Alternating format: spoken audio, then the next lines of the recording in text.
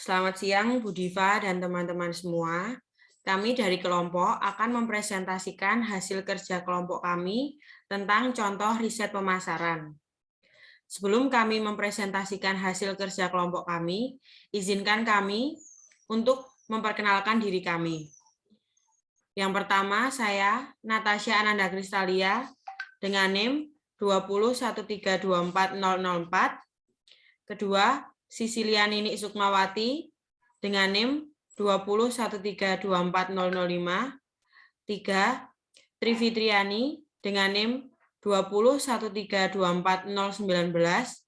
4. Elis Putri Maharani dengan NIM 201324021. 5. Evaristi Merlin Oktaviani dengan NIM 201324033. Selanjutnya, sebelum memasuki materi yang akan kami bahas, berikut adalah peta konsep dari materi presentasi kami. A. Riset pemasaran Star Wars. B. Riset pemasaran Indomie. C. Riset pemasaran Vision Flag. D. Kesimpulan. Selanjutnya akan dilanjutkan oleh teman saya, Sisil. Silakan. Terima kasih. Saya akan melanjutkan. Yang pertama kita akan membahas riset pemasaran Star Wars.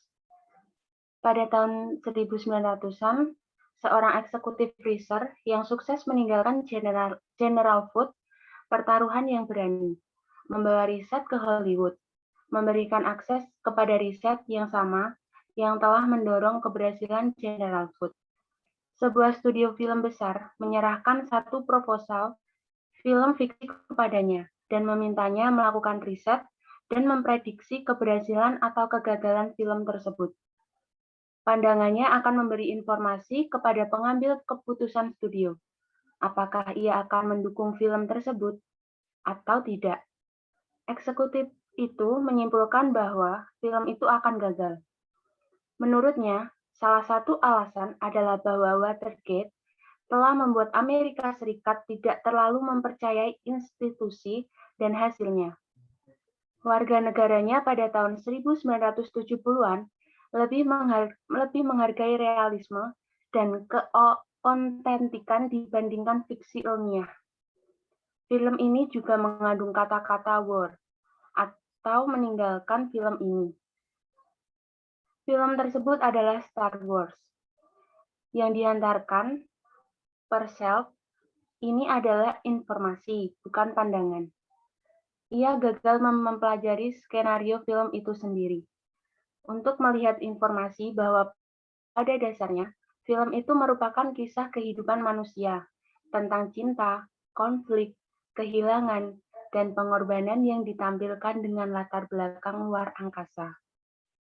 Slide selanjutnya.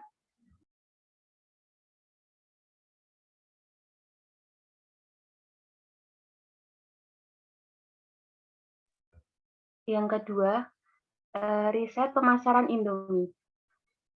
Jadi teman-teman di sini ada produk, yaitu satu bungkus Indomie standar memiliki massa 85 gram dan terdapat 2 saset berisi 5 bumbu-bumbu yang disertakan, yakni kecap manis, saus sambal, minyak palm, bubuk perasa, dan bawang goreng. Selain itu, juga tersedia dalam versi jumbo dengan massa 120 gram. Produk yang diproduksi adalah Indomie, adalah mie berkualitas tinggi dengan berbagai macam varian. Ada mie Indomie goreng, Indomie rasa soto, Indomie kari ayam, dan bahkan ada Indomie cita rasa tradisional seperti rasa cakalang, soto Betawi, dan soto Madura.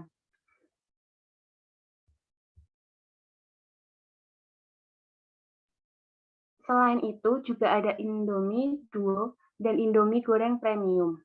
Hal tersebut menunjukkan bahwa Indomie ingin terus memberikan mie yang berkualitas kepada konsumennya.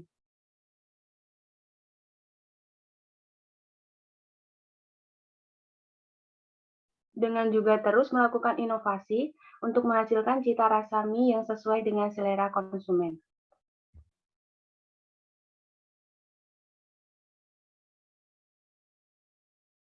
Selanjutnya akan dijelaskan oleh teman saya, Trivitriani. Baik, untuk selanjutnya adalah mengenai harga. Indomie selain dapat dibeli per bungkus, dapat juga dibeli dengan paket 5 bungkus atau paket 1 kardus yang berisi 30 atau 40 bungkus mie. Harga Indomie juga sangat murah dan terjangkau bagi semua kalangan masyarakat di Indonesia. Per bungkus Indomie dihargai hanya sekitar 1.700. Kemudian, analisis tepat, grup distribusi Indofood memiliki jaringan distribusi terluas di Indonesia, menembus sampai hampir ke setiap sudut kepulauan. Jumlah titik stok atau gudang semakin diperbanyak secara agresif sejak tahun 2005, sehingga mampu menyediakan penetrasi yang lebih luas melalui rantai suplai dan penghantaran. Gudang stok ditempatkan pada area-area yang memiliki outlet retail yang banyak, termasuk pasar tradisional, sehingga setiap gudang dapat melayani masing-masing area geografis dalam waktu yang sesingkat mungkin. Di Yogyakarta, agen-agen Indofood juga bekerja sama dalam menyediakan Indomie dengan warung-warung. Kemudian cara promosinya, yang pertama, tagline Indomie adalah Indomie seleraku. Iklan menggunakan billboard, iklan TV, atau sponsor acara. Yang ketiga, melalui event. Indomie menggelar ajang membuat lagu jingle untuk pelajar SMA. Acara tersebut berjudul Jingle Dare. Yang keempat, pembuatan shop shake atau spanduk.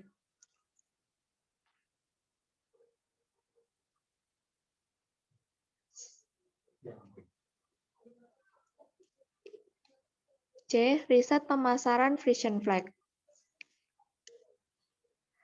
Yang pertama, produk. Susu Frisian Flag melambangkan segelas susu bergizi yang siap minum. Dan jenis Indomilk dan Ultramilk paling banyak ditawarkan untuk semua kalangan, dari balita hingga lansia. Produk yang dipasarkan bervariatif dan selalu mengupayakan inovasi baru untuk setiap produknya.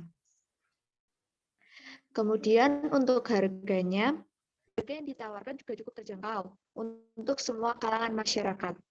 Pertama, Indomilk dengan ukuran 390 gram seharga 7.200 dengan menawarkan keunggulan dapat dicampurkan dalam berultramilk ukuran 90 gram seharga 6.850 dengan keunggulan dapat disimpan lebih lama karena mengandung banyak gula yang dikemas dalam kaleng untuk menjaga sterilitasnya. Selanjutnya akan dilanjutkan.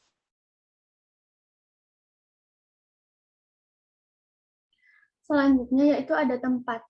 Tempat-tempat yang dijangkau oleh pemasaran susu ini sangatlah luas, mulai dari supermarket besar hingga warung di daerah pedesaan. Selanjutnya ada promosi.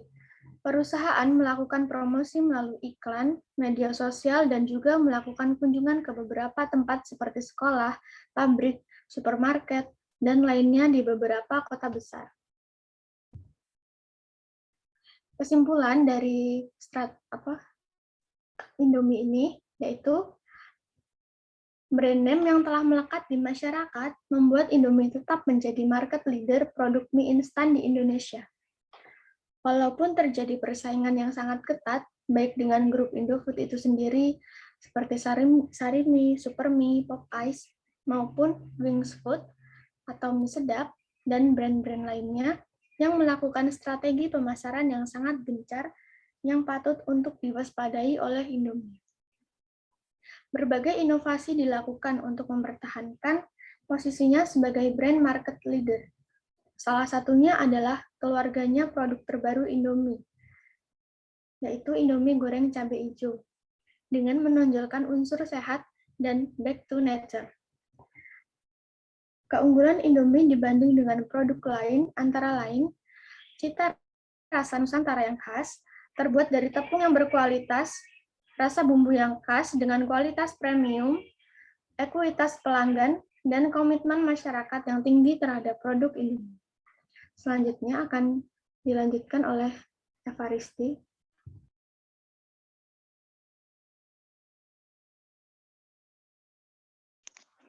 Baik, saya akan melanjutkan. Untuk kesimpulan dari Vision Flag, produk susu Vision Flag melambangkan segala susu bergizi yang siap minum dan jenis Indomilk dan Ultramilk paling banyak ditawarkan untuk semua kalangan, dari balita sampai lansia.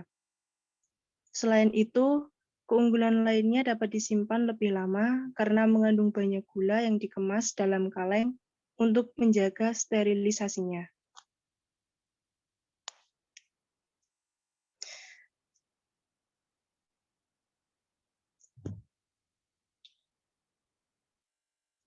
Demikian presentasi dari kelompok 3.